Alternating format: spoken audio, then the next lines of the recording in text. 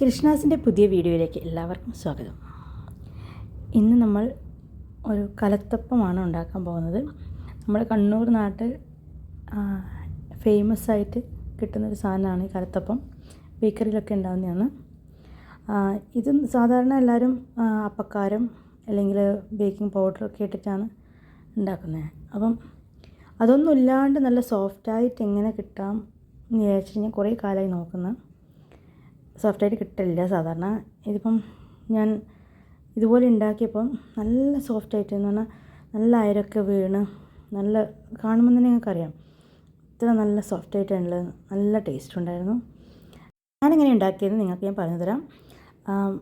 വെള്ള അരിയാണ്, അതായത് പൊന്നി അരിയാണ് ഞാൻ ഒരു തവിയെടുത്തിരിക്കുന്നത്. പിന്നെ 2 പിടി തേങ്ങ, ഇതിൻ്റെ കൂടെ കുതിർത്ത് വെച്ച പച്ചരി, 4 മണിക്കൂർ ഏകദേശം കുതിർത്ത് വെച്ച പച്ചരി ആയാലും കുഴപ്പമില്ല.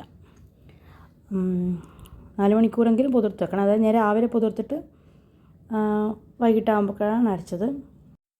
അരി കഴുകി ഊറ്റി നല്ല മയത്തിലായി അരക്കണം. നല്ല മിനുസായിട്ട് അരക്കണം, നല്ലോണം അരക്കണം.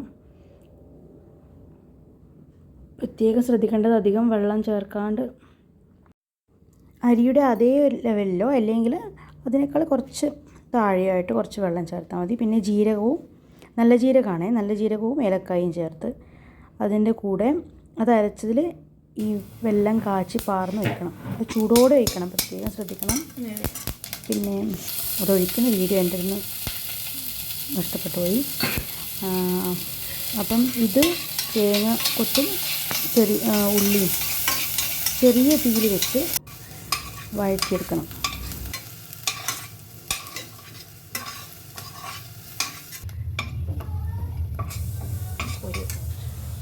നല്ലോണം മൂത്ത ശേഷം അതിൻ്റെ അകത്ത് കുറച്ച് നമുക്ക് മുകളിൽ ഗാർണിഷ് ചെയ്യാൻ വേണ്ടിയിട്ട് കുറച്ച് മാറ്റി വെക്കാം.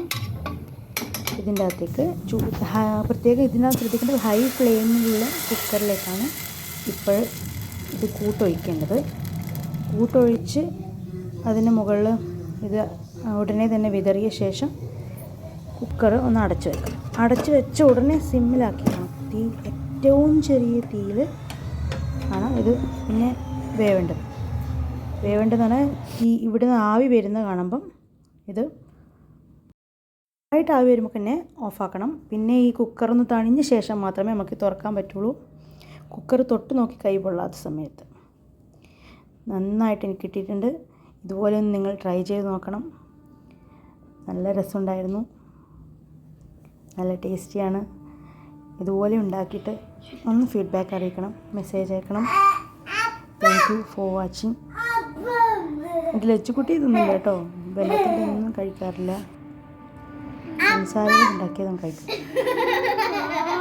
ഇഷ്ടമാണ്, നല്ല ടേസ്റ്റ് ഉണ്ട്, നല്ല രസമുണ്ട്, ടേസ്റ്റായിരുന്നു. സ്പോഞ്ച് പോയാൽ ഇതുപോലുള്ള റെസിപ്പിക്ക് വേണ്ടി ലൈക്ക് ചെയ്യാനും കമൻറ്റ് ചെയ്യാനും സബ്സ്ക്രൈബ് ചെയ്യാനും മറക്കരുത്. ലച്ചുകുട്ടി പൊത്താൻ പോവുകയാണ്. Superstar Lachu. I seen you, master.